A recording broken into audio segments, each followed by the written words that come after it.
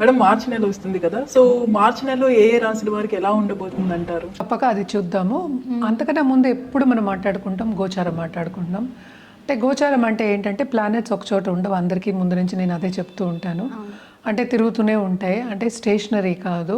మనం పుట్టినప్పుడు మాత్రం అవి అక్కడ ఉన్నాయని ఆ ప్రింట్ తీసి మనం చూసుకుని దాన్ని బట్టి ప్రెడిక్షన్స్ ఇస్తాం. ఏదైనా మనం ఎప్పుడైనా రాశి ఫలితాలు మాట్లాడుకోవాలి అంటే తప్పక ఏంటంటే గోచారం చూసుకోవాలి. అండ్ ఎప్పటికైనా సరే 3, 6, 11 అంటే ఏంటంటే ఒక రాశి నుంచి 3, 6, 11 ఇంట్లోకి ఎప్పుడైనా గోచారం జరుగుతుంది, ఎనీ ప్లానెట్ గోచారం జరుగుతుంది అంటే కనుక తప్పక అది బాగుంటుందని చెప్తూ ఉంటారు. కానీ ఎప్పటికైనా సరే ఇదంతా ఏంటంటే మిశ్రమ ఫలితాలే చెప్తాయి. అండ్ ఆల్సో ఎప్పటికైనా మనం చూడవలసింది ఏంటంటే ఎవరి జాతక రీత్యా మన పరిహారాలు చెప్పడం కానీ ప్రెడిక్షన్ ఇవ్వడం కానీ చేస్తే కనుక అది కరెక్ట్గా ఉంటుంది. ఇదేంటంటే మనం ఎప్పటికైనా సరే జనరల్గా మాట్లాడుకుంటూ ఉంటాము, అంటే రాశివారిగానే మాట్లాడుకోగలం. జాతకం వచ్చినప్పుడు అది డిఫరెంట్గా ఉంటుంది ప్రెడిక్షన్స్, ఎందుకంటే దాంతోపాటు మనం ఏంటంటే దశా సిస్టమ్ చూసుకుంటాం. సో ఎప్పటికైనా జాతక రీత్యా ఇందాక చెప్పినట్టు జాతక రీత్యా పరిహారాలు చేస్తే కనుక తప్పక వాళ్ళు ఏంటంటే వాళ్ళ లైఫ్ గోల్ కానీ వాళ్ళు అనుకున్నది కానీ సాధించడం అనేది ఉంటుంది. ఎందుకంటే జాతకం ఒక్కసారి చూస్తే లైఫ్ అంతా అలాగే ఉంటుందని చెప్పలేము, అది మారుతూ ఉంటుంది. కనుక తప్పక ఏ పద్ధతి అంటే ఏ టైం వచ్చినప్పుడు దాని పరిహారాలు చేయడం అనేది మంచిదన్నమాట. సో జనరల్గా మనం మార్చ్లో ఇప్పుడు గోచారం అనేది చూద్దాం. అంటే ప్లానెట్స్, అన్ని ప్లానెట్స్ ఎక్కడెక్కడ ఉన్నాయో చూద్దాము. ఎప్పుడులాగే శనీశ్వరుడితో మొదలెడుతున్నాను. శనీశ్వరుడేమో మనకి మీనరాశిలో ఉన్నారు. అలాగే జూపిటర్ అంటే ఏంటి మనకి నెక్స్ట్ బలమైన ఒక గ్రహం మనం చెప్పాలి అంటే అన్నీ మంచి చేసే ఒక గ్రహం అంటే మనం గురు గ్రహం చెప్పుకుంటాము.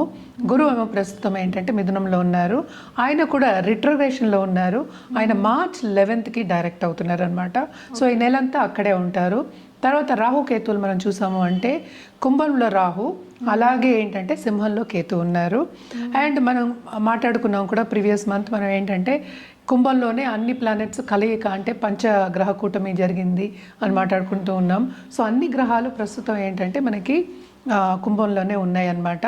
అంటే మెర్కురీ ఏంటంటే మనకి రిట్రోగ్రేషన్లో ఉన్నారు, ఆయన డైరెక్ట్ ఏమో 21st మార్చ్కి అవుతున్నారు, ఆయన కుంభంలోనే ఉన్నారు.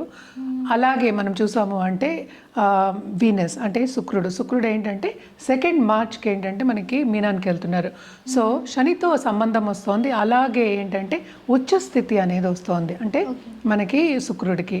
అలాగే మనం మార్చ్ చూసామంటే ఆయన కంబషన్లో ఉన్నారు. అంటే కంబషన్ అంటే ఏంటి, అసలు సన్తో కలిసి ఉంటే అంటే సూర్యుడితో కలిసి ఉంటే కంబషన్ అంటాం.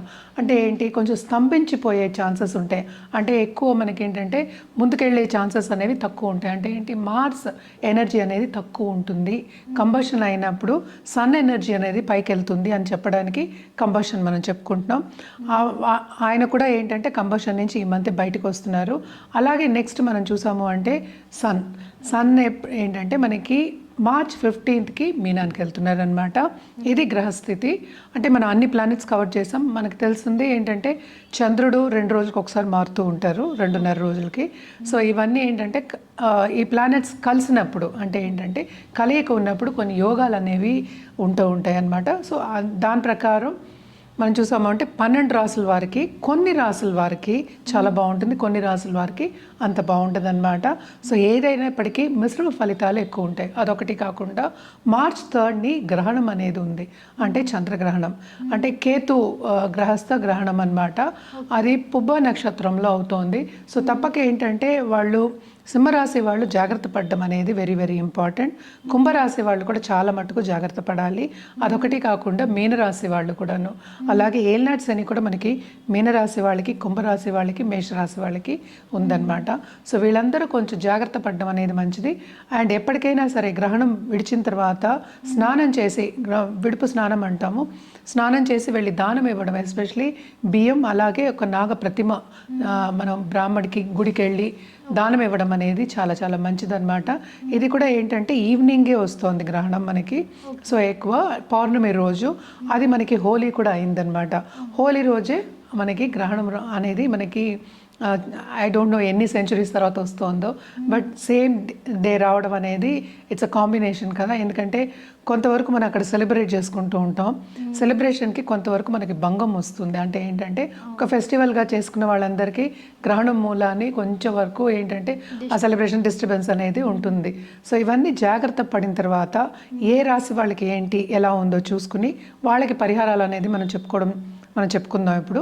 నాట్ ఓన్లీ దట్, ఏంటంటే జనరల్గా మన పరిహారాలు చేయాలి అంటే కనుక నవగ్రహాలకి తప్పక, నేను చెప్పినట్టు గ్రహణం కూడా ఉంది కనుక నవగ్రహాలకి మనం స్తోత్రం చదువుకోవడం కానీ, లేకపోతే హోమాలు చేయడం కానీ, లేకపోతే పూజ చేయడం కానీ, లేకపోతే జపం చేయడం కానీ, ఇలాంటివన్నీ చేసుకోవడం చాలా మంచిది. గ్రహణం టైంలో ఎప్పుడు చెప్తూనే ఉంటాను నేను, ఏదైనా మనం ఇప్పుడు జపం చేసుకోవడం కానీ ఆధ్యాత్మికంగా చేసుకునేవి ఆధ్యాత్మికంగా చేసుకోండి. అలాగే ఏంటంటే ఏదైనా నేర్చుకోవాలి అన్నప్పుడు ఆ టైం చాలా బెస్ట్ టైం అని చెప్తూ ఉంటాం అనమాట. గ్రహణం టైం ఎప్పటికైనా నేర్చుకోవడానికి కానీ, ఒక మంత్రోపదేశం తీసుకోవడానికి కానీ చాలా చాలా మంచి ఒక సమయం అని చెప్తూ ఉంటాం.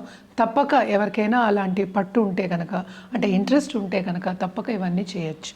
తులారాశి వాళ్ళకి కూడా బాగుంటుందని చెప్పాలి. ఎందుకంటే జూపిటర్ చూపు ఉంది, అండ్ ఆల్సో రిట్రోగ్రేషన్ నుంచి డైరెక్ట్ అయిపోయిన తర్వాత ఆ చూపు అనేది ఏంటంటే బ్లెస్సింగ్స్ అనే చెప్పాలన్నమాట. తప్పక మ్యారిటల్ లైఫ్ కానీ, లేకపోతే దాంపత్య జీవితం, అంటే ఇప్పుడే కొత్తగా పెళ్ళైన వాళ్ళకి కానీ, సో ఇప్పుడు పెళ్లి చేసుకుంటున్నాం ఈ నెలలో అన్న వాళ్ళకి కానీ, ఇప్పుడు అన్ని ముహూర్తాలే కనుక సో తప్పక అనుకూల పరిస్థితి అనేది కనిపిస్తుంది. ఎంజాయ్ చేస్తారు. తప్పక ఏంటంటే దాంపత్య జీవితాన్ని ఎంజాయ్ చేసే ఒక మంత్ కింద మనం చెప్పుకోవచ్చు. అలాగే కొత్తగా పెళ్లి కావాలి అనుకున్న వాళ్ళు, సత్సంబంధాలు వెతికే వాళ్ళు తప్పక సత్సంబంధాలు ఏర్పడే ఛాన్సెస్, వాళ్ళు కోరుకున్న వ్యక్తి మనకి లైఫ్లో రావడం అనేది మనకి ఎక్కువ కనిపిస్తుంది అనమాట. అండ్ ఆల్సో గ్రహణం అనేది వీళ్ళకి ఎక్కువ మనకి ఏంటంటే ఎఫెక్ట్ అనేది ఇవ్వదు. బట్ స్టిల్ మనం చెప్పేది ఏంటంటే పరిహారాలు కింద తప్పక ఏంటంటే దానం ఇవ్వడం అనేది చాలా మంచిది. సో ఇంకోటి ఏంటంటే కెరియర్ విషయంలో కూడా ఉన్నత స్థాయికి వెళ్ళే ఛాన్సెస్ అనేది మనకి కనిపిస్తుంది. అంటే ఏంటి, ప్రమోషన్ వచ్చే ఛాన్సెస్, అలాగే ఏంటంటే మనకు ఉద్యోగ మార్పిడి వచ్చే ఛాన్సెస్ మనకి ఎక్కువ కనిపిస్తున్నాయి అన్నమాట. ఈ రాశికి అధిపతి ఏమో ఎగ్జాల్టేషన్ పొజిషన్కి వెళ్తున్నారు. సో తప్పక వీళ్ళకి ఏంటంటే అందరి దృష్టిలో పడి మన్నన పొందడం, పైవాళ్ళ దృష్టిలో పడి మన్నన పొందడం అనేది మనకి కనిపిస్తోంది. అలాగే ప్రముఖ వ్యక్తుల సత్సంబంధాలు ఏర్పడి దాని మూలాన్ని పైకి వచ్చే సూచనలు కూడా మనకి ఈ నెలలో కనిపిస్తున్నాయి. తప్పక ఏంటంటే రాబడి అనేది వీళ్ళకి ఎక్కువే ఉంటుంది.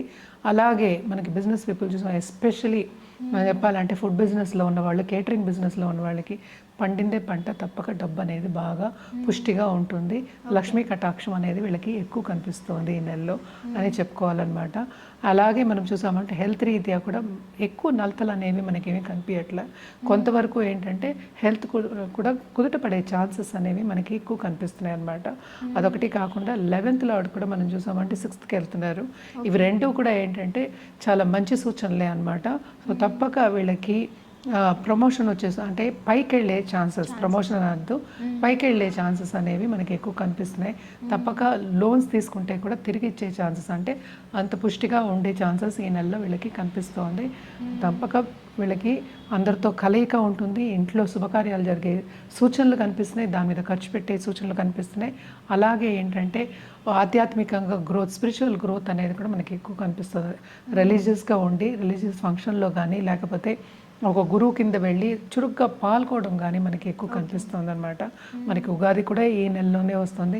సో తప్పక ఏంటంటే బంధుమిత్రుల కలయిక, అలాగే ఇచ్చిపుచ్చుకోవడం అనేది వీళ్ళకి ఈ నెలలో ఎక్కువ కనిపిస్తుంది. తప్పక ఖరీదైన వస్తువులు ఇచ్చిపుచ్చుకోవడం అనేది మనకి కనిపిస్తుంది అనమాట. మరి తులారాశి వారు ఎలాంటి పరిహారాలు చేస్తే బాగుంటుంది మ్యామ్? తులారాశి వాళ్ళు తప్పక లక్ష్మీ పూజ చేయడం అనేది మంచిది, ఫ్రైడే. అదొకటి కాకుండా మనకి గురు కాళ్ళు పట్టుకోవడం, అంటే ఏ గురువు అయినా సరే, ఎప్పటికైనా సరే నేను దేవి పూజలు చేయండి అనే చెప్తూ ఉంటాను. బట్ స్టిల్ ఏ గురువు అయినా సరే, మీ కుల గురువు అయినా సరే, ఏ గురువు అయినా సరే పూజించడం కానీ, తప్పక ఏంటంటే మనకి నిండు ముత్తైదులు ఇంటికి పిలిచి వాయనం ఇవ్వడం కానీ, అలాగే గోవు పూజ చేయడం కానీ చాలా మంచిది. అలాగే ఏంటంటే పెళ్లి కాని వాళ్ళు కుమారి పూజలు చేయడం, అంటే కుమారిని ఎప్పుడైనా సరే మనం దేవి స్వరూపంగా చూసి మనం పూజ చేస్తూ ఉంటాం. తప్పక కుమారి పూజ చేయండి, ఇంకా బాగుంటుంది మీకు. మన రుద్రాక్ష విషయానికి వస్తే కనుక తప్పక వీళ్ళు ఏంటంటే షష్ఠముఖి రుద్రాక్ష వేసుకోవడం, అలాగే నవముఖి, అంటే ఎప్పటికైనా దుర్గాదేవికి మనం నవముఖి చెప్తూ ఉంటాం అంత ధైర్యానికి, అండ్ ఆల్సో ముందుకెళ్ళడానికి, వేగంగా ముందుకెళ్ళడానికి మనం చెప్తూ ఉంటాం. సో ఇవన్నీ కాకుండా 3 రుద్రాక్షలు, ఇప్పుడు బిజినెస్ పీపుల్కి 3 రుద్రాక్షలు ఇవ్వడం అనేది జరుగుతుంది, అంటే కాంబినేషన్ మనం ఇవ్వడం జరుగుతుంది. ఏదైనప్పటికీ జాతక రీత్యా చూసి ఇవ్వడం అనేది జరుగుతుందన్నమాట. అది కూడా ఏంటంటే స్పెసిఫిక్గా ఉంటుంది. ఎందుకంటే దాంతోపాటు మనం ఏంటి, మన కాలం ఇప్పుడు ఏం జరుగుతోంది, ఇప్పుడు పీరియడ్ ఏం జరుగుతోంది, మిగతా గ్రహాలు ఎలా ఉన్నాయి, పుట్టినప్పుడు ఎలా ఉన్నాయి, ఇప్పుడు ఎలా ఉన్నాయి, ఇవన్నీ చూసి చెప్తాం కనుక జాతక రీత్యా ఇవ్వడం, ప్రిస్క్రైబ్ చేయడం అనేది ఇంకా మంచిది.